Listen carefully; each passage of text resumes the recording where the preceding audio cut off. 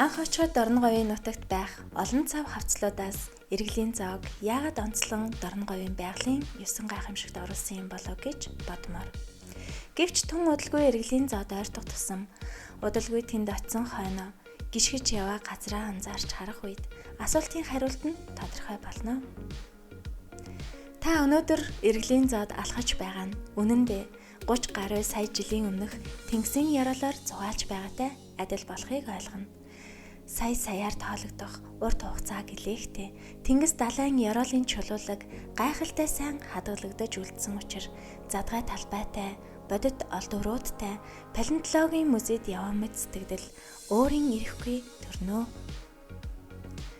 Бүлийн устай гүйхэн Тэнгис далайн эргээр ургаж байсан шүр.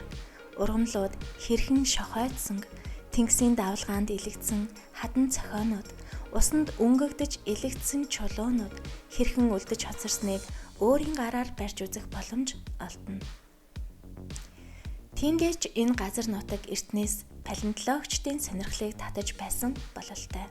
Америк нэгдсэн улсын нэрт палеонтологч Эндрюсээс эхлээд Орос, Польш, Япон, Монголын олон 10 палеонтологчид хэдэн 10 экспедиц ирж ажиллаж олон зуун дээжийг зөөн авч оджээ.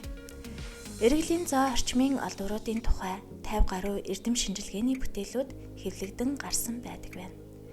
Эргэлийн зоогоос авраг усны яст мэлхий, хэрс төс дамтан, үлэг гүрвэл, хагас чононцор, хагас муур дүрст болох хараатан, авраг яст мэлхий олдсон гэж тэмдэглэгдэн үлдсэн бөгөөд саяхны хүртэл олон янзын чулуудсан дүнгийн үлдэгдэл ил хөвлөрч байдаг байсан тухай нутгийнхан ярьдаг. Эргэлийн зоо дээр гараад харахад зах нь үл харагдах задгай их талыг харж болно. Игц цавчим эргийг хүрээлсэн цэлийсэн их тэнгис энд байсан нь гарцаагүй мэт сэтгэл төрүүлнэ. Харин Оросын палеонтологч Ефремов энд 35 сая жилийн өмнө 1 км-ийн өргөнтэй их мөрөн урсаж байсан гэсэн таамаглал дэвшүүлж бичсэн байдаг. Одоо харин Эргэлийн зоогийн ардхан талаар буюу Эртний тэнгис эсвэл их мөрөн голын ёроолоор төмөр зам зурайж нүүрс зөөх ачааны машинууд хөвөрч харагдана. Хаяа хулангийн сүрэг алсад бэлчин харагдах бөгөөд Эргэлийн зоогийн хавцал донд олон 10 худаг байдаг байна. Энэ усыг бараадан нилээд олон аргал идэршилдэг бололтой. Сүрэглэн давхилдаж хад цохиогоор үсрэх нь үнэхээр багталтай. Эргэлийн зоон зөвхнээс баруун тийш сунаж тогтсон хавцал мэт харагдах бөгөөд хой талаасаа игц завчин бөгөөд 20-30 м өндөр байх нь элбэг. Харин урд талаараа талын тэгш өндөрлөг хэлбэртэй байдаг. Эргэлийн зоо дээр автомашинтай гарч явхад чөлөөтэй зам цагаан, харин хой талаар нь зоон доогуур явхад олон жолохтой тул явган аялал хийхэд илүү тохиромжтой санагдсан шүү. Эргэлийн зоогийн уртыг 50-60 км урт үргэлжилдэг гэж үздэг.